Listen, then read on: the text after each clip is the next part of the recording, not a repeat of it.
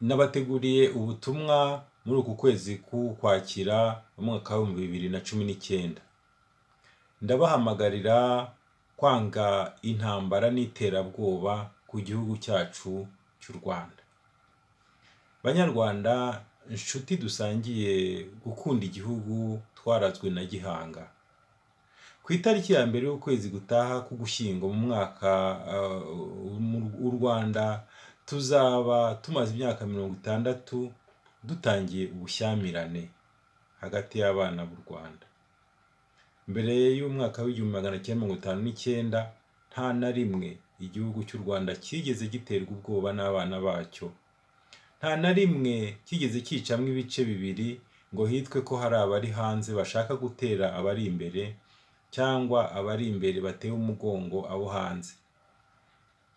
Umwivumbagatanyo wo mu 1959 wadusigiye umurage mubi wo kumva ko intambara ari igikoresho cya politiki.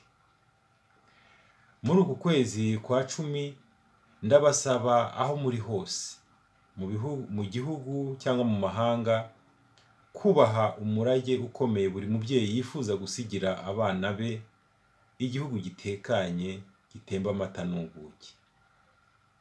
Mwibuke ikinyejana turimo nyuma y'intambara ya kabiri y'isi, hashyizweho amategeko agenga amahoro ku isi.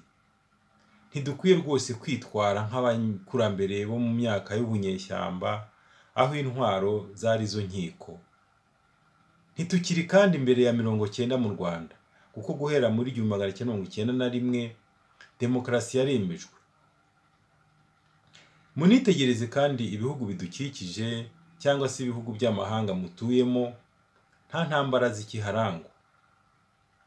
Mu mwaka w'2017 ninjiye muri politiki nshaka kwamagana imigambi numvaga icurwa n'abarambiwe amahoro, imigambi yo gukoresha ingufu ngo bagere ku butegetsi mu Rwanda. Urugero natanze rwo kwegera abaturage rusa naho abenshi ntacyo rwabunguye, kuko guhera umwaka wakurikiyeho hatangiye kuvugwa amakuru y'Abanyarwanda biyemeje gufata intwaro bakiyongera ku mitwe yari isanzwe ivugwa ikorera muri Kongo. Kubera ko imbere y'amategeko inzira yemewe yo gucishamo ibitekerezo ari amashyaka menshi, mumenye ko abaca iruhande bose bari mu rwego rw'abitwa abakora ibikorwa by'iterabwoba. Isesengura nakoze nsanga kugeza ubu abashinga imitwe y'iterabwoba bashingira ku mpamvu 3 z'ingenzi. Hari Abanyarwanda bakuye ku butegetsi muri iyi myaka 60 ishize bakomeje gutsimbarara ku gitekerezo cyo kutaburekura. Navuga nk'abari mbese bituma bumva bataratsinzwe, nk'abari inyuma y'umwami cyangwa se abari mu miryango y'abagaragu bakomeye ibwami, abayoboye impinduramatwara yo mu 1959 n'abatoneshejwe n'ingoma ya Habyarimana Yuvenali. Indi ngingo ya kabiri ni Abanyarwanda b'abanyamujinya bahurizwa hamwe no kuba bafitanye ikibazo runaka n'umwe cyangwa benshi mu bari ku butegetsi mu Rwanda, cyangwa se abahunga ibyaha bakurikiranyweho n'inkiko cyangwa batinya gukurikiranwa. Indi mpamvu ya gatatu ni abanyapolitiki b'ingurukira bashaka guca inzira ya bugufi, bifuza ko habaho akaduruvayo, bumva ariho horoshye kuzabonamwo ijambo. Naho ku byerekeye urubyiruko rwitabira kwinjira muri iyo mitwe nyine y'iterabwoba, dusanga rukururwa n'ukwiheba gukabije kubera ubushomeri buremereye mu Rwanda muri iki gihe. Bakumva ko gufata imbunda ari uburyo bwo kwihangira umurimo. Ibi kandi bijyana no kubona ubungubu abasirikare benshi bakomeye bafite ubukire buhanitse mu Rwanda, bikabatera kurota ubwo bukire. Abo bose ndagira ngo mbasabe gushyirwa mu gaciro, bashyira ubwenge ku gihe, biyumvishe ishema rikwiye igihugu cyacu ryo kuba igihugu cy'amahoro mbere ya byose, aho nta kibazo na kimwe kidashobora kubonerwa umuti, mu gihe igihugu cyacu kigiye kwita ku iterambere ry'urubyiruko, kikita ku isaranganyabukungu, mu gihe nyine tugize gucisha make, kwihangana no gushyira inyungu rusange imbere, gukunda umurimo, kubaha ubuzima no kubaha amategeko. Mu ntango y'uyu mwaka nandikiye umukuru w'igihugu cyacu musaba ko hashyirwaho komisiyo y'amahoro na demokarasi. Muri aya magambo, ntikwirinda intambara bigomba gushingira ku gusubiza ibibazo by'abanyarwanda baba hanze n'ibihugu bibacumbikiye, kuzirikana ibikomere by'intambara yo kubohora igihugu, kunoza uburyo bwo gukurikirana abahunze igihugu, korohereza abashaka gukora umurimo wa politiki, ndetse no gusaranganya ubuyobozi n'abo bakora umurimo wa politiki nyine batavuga rumwe n'abari ku butegetsi.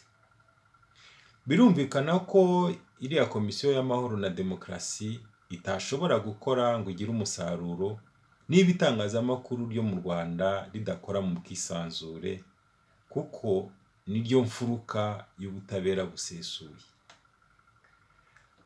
Mu minsi ishize nanone natunze urutoki imitwe FDI inkingi na FDLR ngo bemere ko intambara bakomeje yo guhanganisha ibisigisigi by'ingoma ya Juvenal Habyarimana na FPR Inkotanyi, bemere ko batsinzwe, bareke gukomeza gushora abanyarwanda mu rupfu. Icyasha ubwo butegetsi bwatsinzwe bukora jenoside yibasiye abatutsi bwasize mu mateka ntabwo gishobora na gato gushingirwaho politiki. Ndagira ngo uyu munsi nanone nongereho noneho icyiyisi impuzamashyaka irimo nyine nariya maze kuvuga nandi ntavuze cyitwa P5 cyose uku kwezi kwa 10 kuko kuzirikana gushyira ubwenge ku gihe, gushyira mu gaciro, kuba mwarashyize imbere inzira y'imbaraga bibagira imitwe y'iterabwoba ku gihugu cyacu, ku gihugu cyanyu. Hari n'abandi ngo bibumbiye muri MRCD, hari n'abandi benshi bashyigikiye intambara ku buryo buziguye cyangwa se uburyo butaziguye. Ndasaba abanyarwanda bakunda amahoro ko twafatanya mu gukora urutonde rw'abiyita abanyapolitiki bashyigikiye intambara, tukabamagana ku mugaragaro. Ari nako kandi dukorera ubuvugizi abanyapolitiki bose badashyigikiye intambara, bakagira uruhare bifuza muri politiki y'u Rwanda.